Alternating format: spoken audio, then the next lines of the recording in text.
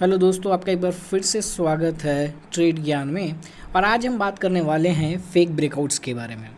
अगर आप भी इंट्राडे ट्रेडिंग या स्विंग ट्रेडिंग करते हैं तो आप इस टर्म से वाकिफ़ होंगे। अगर नहीं तो मैं आपको बता दूं कि फेक ब्रेकआउट तब होता है जब हम किसी सपोर्ट और रेजिस्टेंस एरिया में प्राइस के ब्रेकआउट का वेट कर रहे होते हैं ताकि प्राइस ब्रेकआउट करे और न्यू हायर हाई बनाए और हम उस ट्रेड को एग्जीक्यूट करते हैं। लेकिन अक्सर लोगों को ये आइडेंटिफाई करने में मुश्किल होती है कि ओरिजिनल ब्रेकआउट क्या है और फेक ब्रेकआउट क्या है, और बहुत सारे लोग इसी कारण से इसमें ट्रैप हो जाते हैं।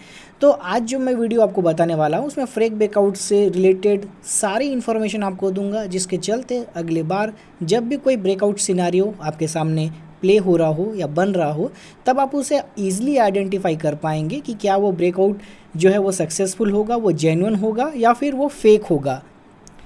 तो दोस्तों, मैं आपको 4 पॉइंट बताने वाला हूँ कि 4 पॉइंट वो क्या क्या हैं जो आपको ध्यान देना चाहिए जब आप किसी भी ब्रेकआउट ट्रेडिंग को प्लान कर रहे होते हैं। ठीक है, तो सबसे पहला जो है इम्पोर्टेंट चीज़ है वो है कंसोलिडेशन। क्या ब्रेकआउट से पहले प्राइस वहाँ पे कंसोलिडेट किया? ये बहुत इम्पोर्टेंट होता है। अब मान लीजिए कि हमारे पास एक वेट अ मिनट,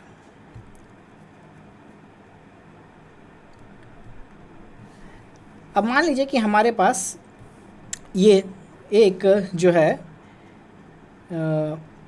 ये सपोर्ट एरिया है, ये नीचे वाला, और ऊपर पे है हमारे पास एक रेजिस्टेंस एरिया। अब प्राइस जो है वो अगर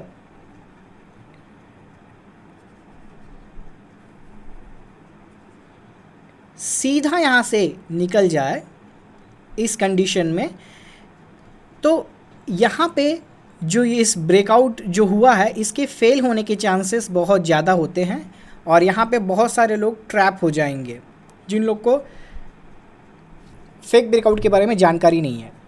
सबसे पहला जो रीज़न है लोगों के ट्रैप होने का वो है कि जब भी प्राइस कभी भी ब्रेकआउट सिनेरियो प्ले करता है तो उसके लिए सबसे पहले उसको इस लेवल के आसपास कंसोलिडेट करना चाहिए।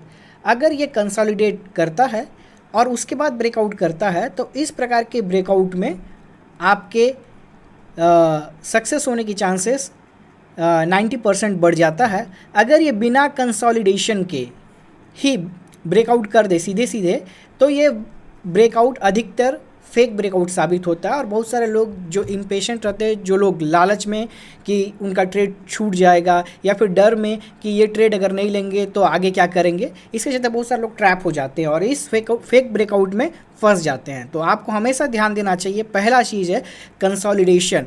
अगर वो रेजिस्टेंट और सपोर्ट एरिया के पास में कंसोलिडेट नहीं कर रहा है इसका मतलब है कि वो फेक ब्रेकआउट हो सकता है। सेम यही है कि अगर आप ब्रेकडाउन को ट्रेड करना चाहते हैं तो आपको ये देखना पड़ेगा कि सपोर्ट एरिया के आसपास आके ये किस प्रकार का बिहेवियर कर रहा है। अगर ये इसके बाद कंसोलिडेट करते हुए इस एरिया को निकाल रहा है तो इस ब्रेकआउट के सक्सेस होने के चांसेस ज़्यादा रहेंगे।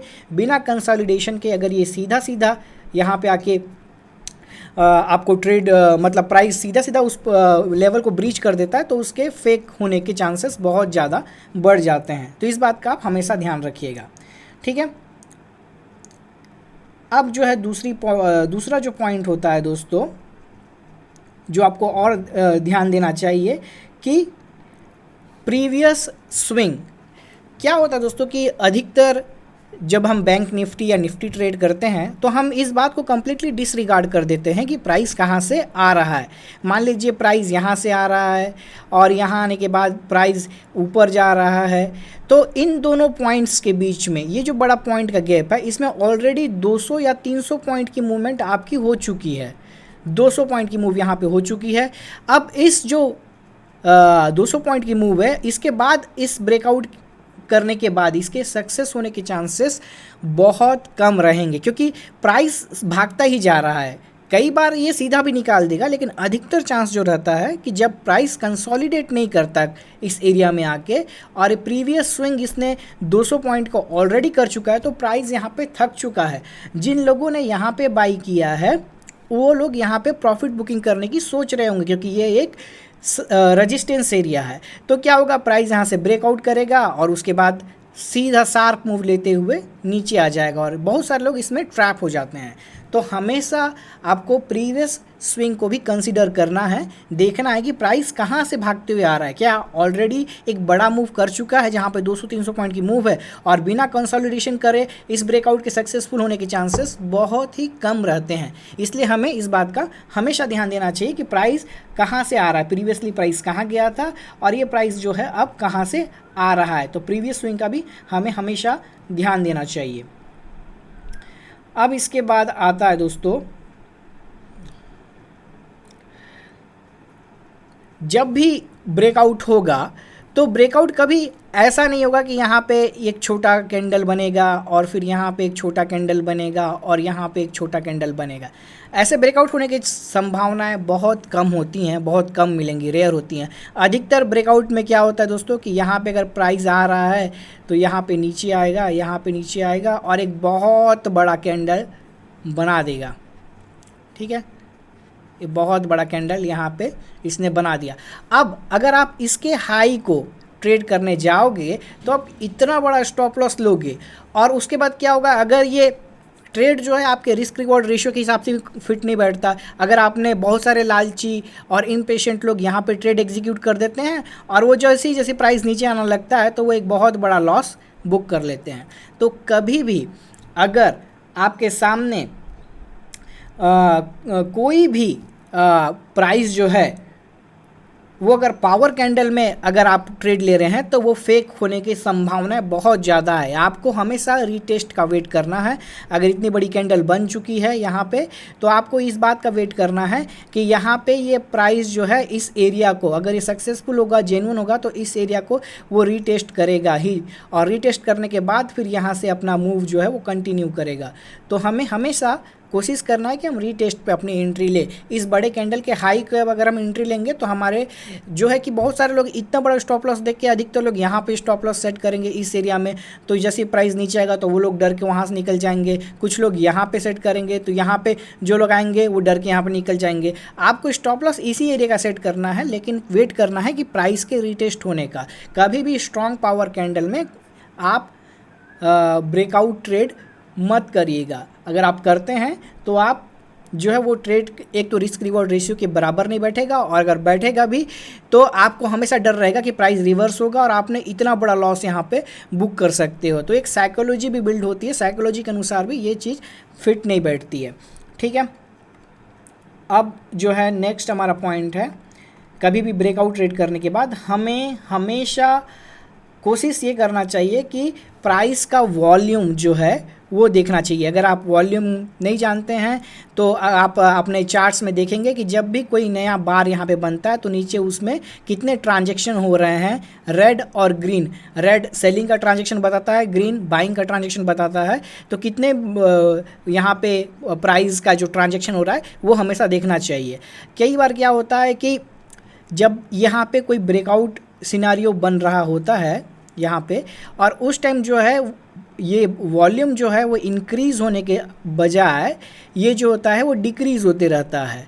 पहले प्रीवियस कैंडल में वॉल्यूम इतना था और ये कम वॉल्यूम से यहाँ पे ब्रेकआउट दे रहा है। तो जब कम वॉल्यूम से कोई लेवल ब्रेकआउट करता है, मेजर लेवल, तो हमेशा आपको ये ध्यान देना है कि ऐसे प्रकार में इस टाइम में इस ब्रेकआउट के सक्सेस होने के चांसेस बहुत कम रहते हैं, क्योंकि मार्केट डायनामिक है, यहाँ पे कुछ भी हो सकता है और हम प्रोबेबिलिटी के ऊपर बिलीव करते हैं। हमारी जो एनालिसिस होती है वो प्रोबेबिलिटी के ऊपर होती है कि पिछले क्या क्या हुआ है और ऐसा क्यों हो सकता है। तो प्रोबेबिलिटी यही बोलती है कि जब भी लोअर वॉल्यूम के साथ कोई मेजर लेवल ब्रेक करता है कोई कैंडल, तो उस ब्रेकआउट में अगर वॉल्यूम नहीं है, ट्रांजैक्शन नहीं है, इसके ऊपर बायर्स नहीं आ रहे हैं, तो ये जो है इस ब्रेकआउट के सक्सेसफुल होने के चांसेस बहुत कम हैं, लो हैं। इसी कारण से जब भी लोअर वॉल्यूम के साथ कोई ब्रेकआउट होता है तो उसके भी फेक होने की संभावना बहुत ज़्यादा बढ़ जाती है। मुझे उम्मीद है दोस्तों कि आपको ये वीडियो पसंद आया होगा। और चलिए कुछ एग्जाम्पल्स भी देख लेते हैं वीडियो को वाइंड अप करने से पहले। तो ठीक है,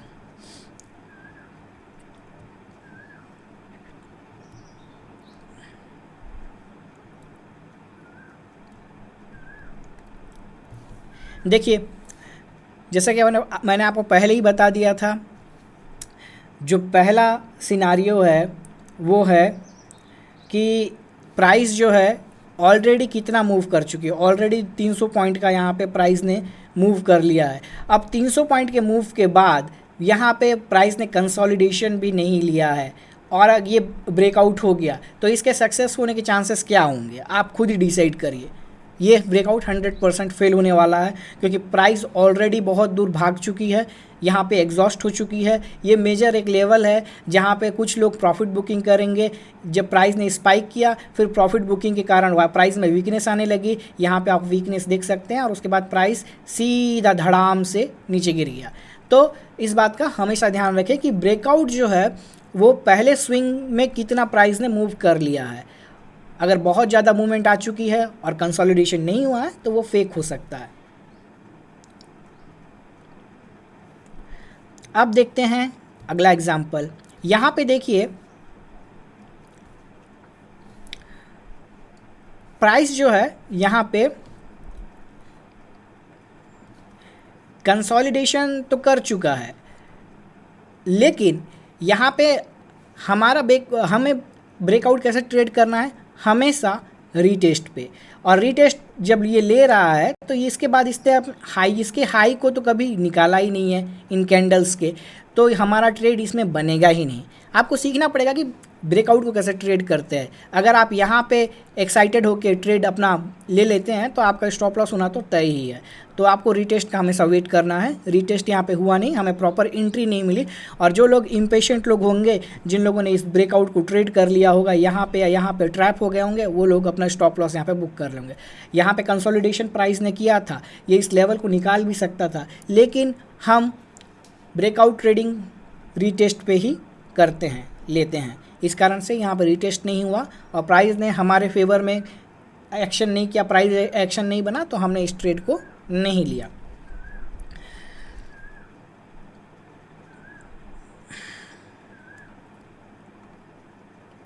अब देखिए सेम नीचे की तरफ भी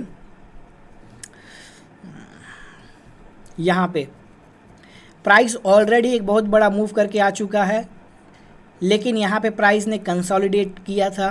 ठीक है, तो एक हमारा सिनेरियो परफेक्ट बन जाता है, कंसोलिडेशन के बाद ब्रेकआउट होने के चांसेस ज़्यादा हैं। लेकिन ये देखिए कि ये कितना बड़ा कैंडल इसने बनाया हुआ है, इतना बड़ा कैंडल।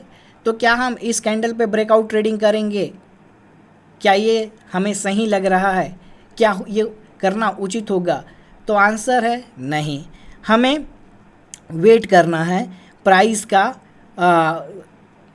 वापस रीटेस्ट करने का, और रीटेस्ट करने के बाद में अगर आप यहाँ पे देखेंगे तो प्राइस ने हमें वापस एंट्री नहीं दी है, सीधा सीधा प्राइस ऊपर की ओर ही भागता हुआ चला गया। तो ये सारी चीज़ें अगर आप अपने ध्यान में लाएंगे, अमल में लाएंगे, तो आप देखेंगे कि धीरे धीरे आपकी जो ट्रेडिंग जिसमें आप फेल हो रहे हैं ब्रेकआउट ट्रेड लेने में, आप उसमें बहुत ज़्यादा इम्प्रूव कर सकते हैं और सक्सेसफुल हो सकते हैं। मुझे उम्मीद है दोस्तों कि ये वीडियो आपको पसंद आई होगी। अगर ये वीडियो आपको पसंद आई है तो प्लीज़ इस वीडियो को लाइक कर दीजिएगा और मेरे चैनल को सब्सक्राइब करिएगा, क्योंकि इसी प्रकार के इन्फॉर्मेटिव वीडियो मैं रेगुलर बेसिस पे पोस्ट करते रहता हूँ। आपसे मुलाकात होगी अगले वीडियो में, तब तक के लिए दोस्तों गुड बाय।